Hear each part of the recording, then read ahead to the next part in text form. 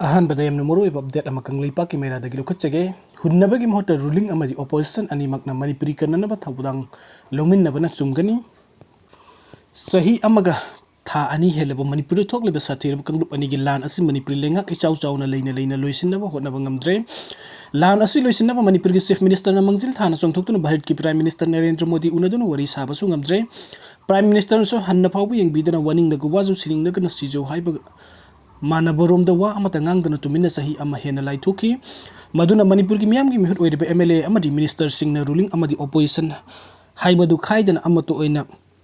पुनसिंदुना मणिपुर थोकलिब लान असि लोइसिननब पुन्ना थौदांग लौमिनब चुमगनी मसिंगमनब मरैबाकनिंग बनी हाइनरिबे चीफ मिनिस्टर बिरेन ऑपोजिशन अमसुंग रूलिंग की एमएलए सिंह अमत ओइना खोमजिनदुना दिल्ली द चतुना प्राइम मिनिस्टर अमदी यूनियन होम मिनिस्टर उनादुना लान असि अथोब मतमद लोइसिनब होनफम थोगी अदुबो हौजिक लेबाक मियामना असु वारबा मतम असदा रूलिंग अमसुंग ऑपोजिशन अनि की मरक्ता अमना अमबु हुंदुना ngangnबगी थौंग अमा यामना फोंग सथरपसि चुम दबनी हाइने खल्ली हंदक पार्लियामेंट कांग्रेस की एमपी दा अंगोमसा बिमोल अकोइजमना वांगांगबगी मतम मिनट निपान खक फंगदुना पार्लियामेंट महकी ओइबा वफम इसंग थौना फोंदोखिबा अदुकी मतिक थागतनिंगाई हाइबदु ओइखि मसंग ओइबा वफम सिंग सुगाइना इसंग थौना पार्लियामेंट थमखी महकना फोंदोखिबा वफम सिंग अदुबु भारत की तोंगान तोंगान वफम सिंगदगी तोंगान तोंगान बा लमदा ममिंग लेरबा मियोय कयाना सोशल मीडिया की खुथांगदा अमदी पाउचे कयादा थागतपा फोंदोरखी असोमने एमपी बिमोलना महकी तौफम थोकपा लौफम थोकपा थौदांग अदु लौदुना पार्लियामेंट थमखिबा वफम सिंग अदुगी मतंगदा करिगुंबा खरा हाइहौदबा nganghौदबा यादे हाइबगी मोंगदु रूलिंग की माइकैदगी एमपी बिमोलना पार्लियामेंट थमखिबा वफम सिंग अदुदा मणिपुर हौजिक थोकलिबा लान असि लोइसिनबगा मरी लेनना कोर इशूगी वफम अमत याउदे हाइबा वफम हेक्तमक पुथोरगी मतंग असिदा थमनिंगलिबा वफम दे लान असि लोइसिनना असौबा थौदांग लौफम थोकपदि रूलिंग पार्टी ओइरिबा बीजेपी लेंगाक असनि लान असिगी लोइसिनबा कोर इशू सिंग अदु मणिपुर की बीजेपी लेंगाक की एमएलए मिनिस्टर सिंग मयक सेंगना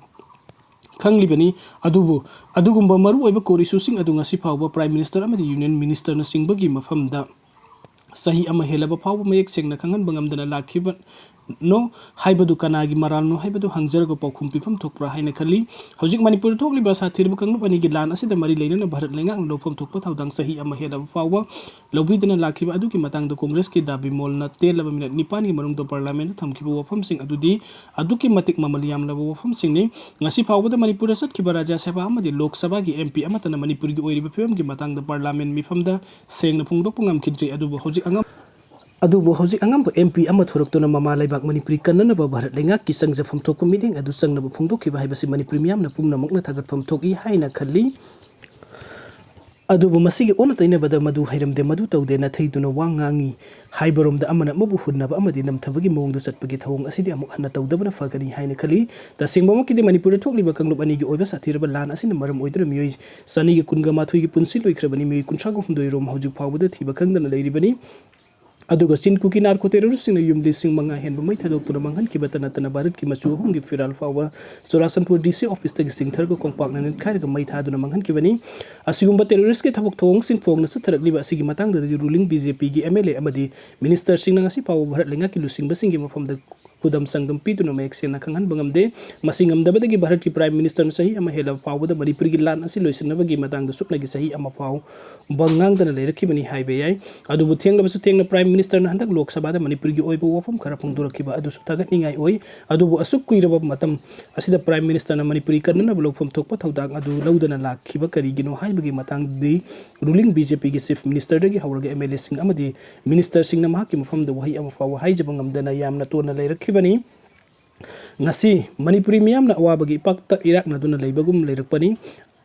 maduna hauzik ruling amasung opposition ani ki marakta amana amada hunnaduna ngangna saknabagi matam nate amata oina panipuri kannabagi thodang lominaba maraibak ningba chief minister en birenna mld sing amata oina punsinduna lusingba ama oina miyam punsinduna delhi da satuna iseng thongna prime minister unaduna Manipur थोकलिबा लान असि लोइसिनबना ख्वाइदगी अफब खोंथांग ओइगनी हाइबसि खंगबा चुमगनी अदुगा मथेंगे update असना पंदमदगी लोखचगे कैनो वेल सथरगा महुसागी फिबमदा हंजिनबा होटनबा पामनरी खुलंगाकलिबा स्टेट फोर्सिंग द सेंट्रल फोर्सिंग लाकलगा करिगी नोंमै कापलिबनो आई कार्ड लिंगे हाइबगी थौंग सथबगी मथक्ता मखोइने हेक लाकपगा नार्को कुकी टेररिस्ट न नोंमै कापा लेपगी पाउ कयाम अरांग लेपतना ताबगी Maka sathar po oine lam lai kendru gi manung chana leiba thamna pokpi amade sana sabina singba koibada leiba khunja sing phongdorak liba sida kayam kuina khangduna Manipur gi miyam maru oine yelhomi mitei sing leikhi dabage amadi leigadage haibagi wahang kayana lepa leitene state lengak amadi center gi lengak ta hangbagi marik sumba paukhum ga loinana laigang ama leiriba haibagi wahan thok miyam gi mafamda thabu oine puthokpabu lamdam asigi miyamna athuba matamda pamnarum gani khali adubu leibak thibadi state asigi ngasi gi lengak na India gi central force ta warak pangamdabagi mami sauna taduna leiriba asina maram oiraga lamdam asigi miyamdi maithakta thamba khang mathakta ngaubaga managumna tha tarago humdoi henna khangduna leirakli haibada lan gadaba mande maramdi asum aran thidokna aran ba tawbasing yenglaga mitei singde leptana landa hanbagi thawongumna sahi ama hena leirakpa haibasimak mina su laina su yafam thokte haina malemgi miyamna soidana khanna ruidabagi maram leite khali amaromda atumba mi haudokpa laibani tumdaba mi haudokpa lubani haibaduga chak manabugum tawraba center ki lengak na natrong state lengak na chumba paudam hojik phawpa haibadi tha taraga humdo helaba matam asi phawba pidana leirabra haibagi wahangsing kayamuk leptana hangnabagi asauba maram oirakpagum tawrokpa tha trahumdo hele haiba yai tha trahumdo helaba Manipur gi lan asigi manungda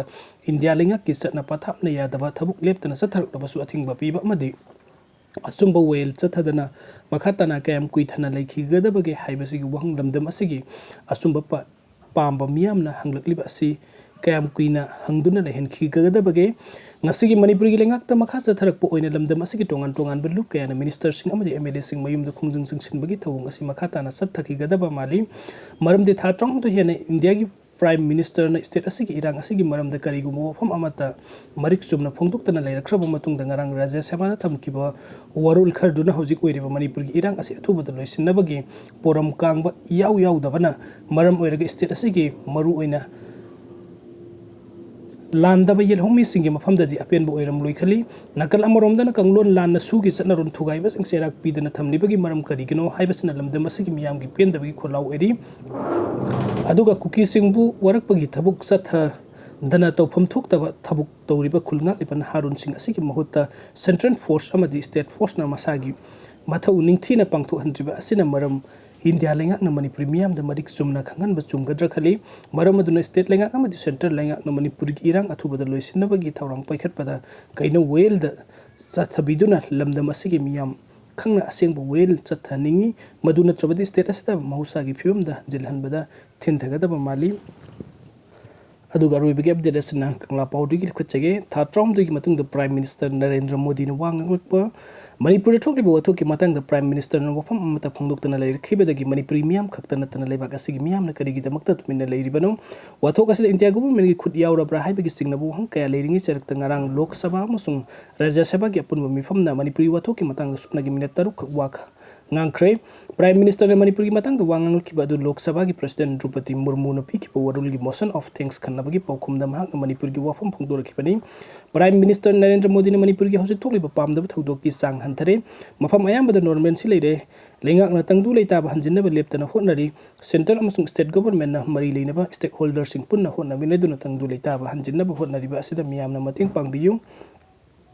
Prime Minister na makata na haikibada irang asiga mari leina na FIR lising taragi mathakta lokatuna miyoi samnga fare Congress ki matamda tararak hanna President rule thamki lenga asigi matamda asigumba tawba leite sakliba maida thaugi haijilaba miyoi singda warning tawraduna kanano haibadu asumba adudi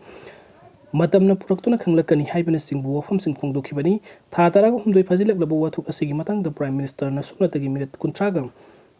taruk khakki warul pikiba adu Lok Sabha mikhalda Manipur gi MP Dabimol akuijamna irang asigi matangda akanba wafam sing tamkiba amadi opposition bench ki maikei digi MP Bimol gi wafam saugatun akanba kholauna house tanin kiba adudagi Prime Minister na wang khibani lawi Prime Minister na minute taruk khakki atenba wafam phongdokiba adu peningai oidrabasu thengna thagatningai oi sahi amatha ahum helabu wathoki matangda minute taruk khakki wafam na lalgi saitheng nangliba miyamna peningai oiroi Prime Minister na wathok asi warusin purakna central amadi Manipuri government ani na honari masida stakeholders sing